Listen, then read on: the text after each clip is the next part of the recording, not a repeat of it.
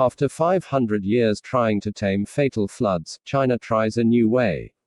Sponge cities use rooftop gardens, permeable pavements, and underground tanks to try to keep unruly rivers under control.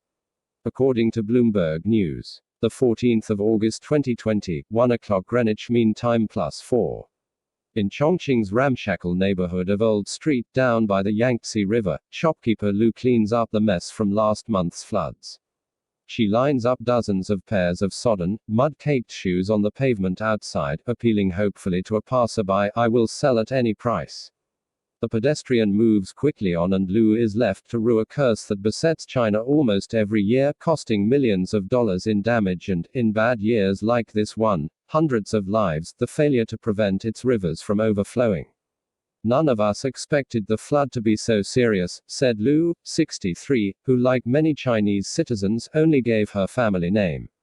"I was standing at the window of my home not far from here watching the floodwaters rising. There was nothing I could do except worry."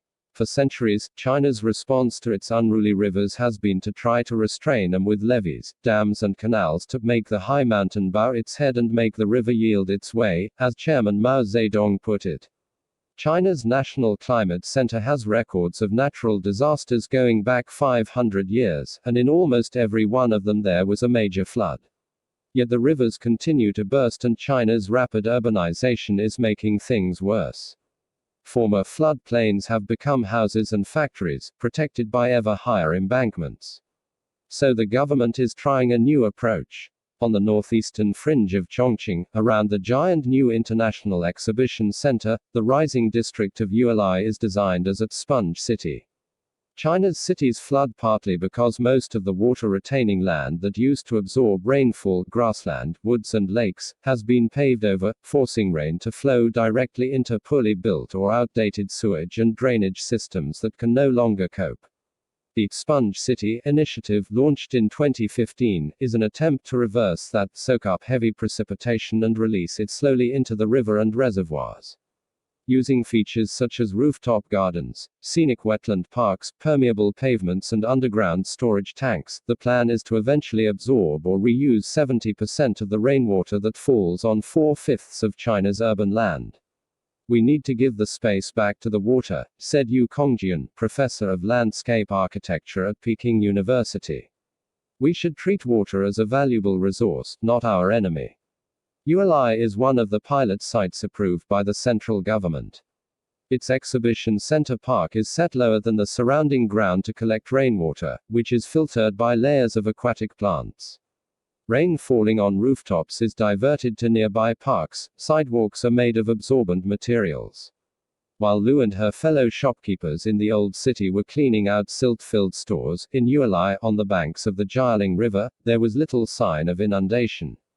Among tended lawns and newly paved roads, workers place the final touches to buildings that will be part of a new business district. On the roofs of restaurants and shops behind the exhibition halls, 3 laborers cut the grass on a rooftop garden that's designed to soak up rain. It seems like a positive sign for Chongqing, built among mountains where 2 major rivers meet, the Jialing and the Yangtze, which has had more money spent on preventing flooding than most. Chongqing is at the top of the 600-kilometer-long reservoir created by the $24 billion Three Gorges Dam, China's largest single flood mitigation project. Completed in 2006, the dam generates 22.5 gigawatts of power, but its primary role was to regulate the annual flooding of the Yangtze. A museum in Chongqing commemorates the 1.4 million people who were forced to leave homes that were flooded by the project, a witness of Chinese people making personal sacrifices for the good of the motherland, said the museum's guide. A picture on the wall shows an old man handing his son a young Wangjue fig tree to plant in his new home, 1,500 kilometers away, to remember his roots. Each spring, the reservoir's vast lake is lowered to accommodate the summer rains and prevent floodwaters from inundating cities downstream like Wuhan. The dam was designed to regulate floods so large they only occur once in 10,000 years, but within a decade of its completion, Wuhan, downstream of the barrage, was inundated again as the Yangtze burst its banks.